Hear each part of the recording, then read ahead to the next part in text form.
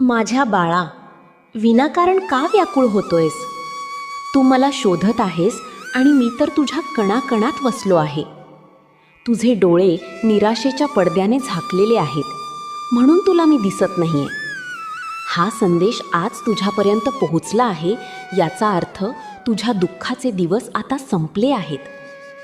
तुला वाटतंय ना की आता सगळे मार्ग संपलेत, आता पुढे कसं जायचं? अरे वेड्या, जेव्हा जमिनीवरचे रस्ते बंद होतात तेव्हाच आभाळात भरारी घेण्याची वेळ आलेली असते. रस्ते त्यांच्यासाठी असतात जे जमिनीवर चालतात.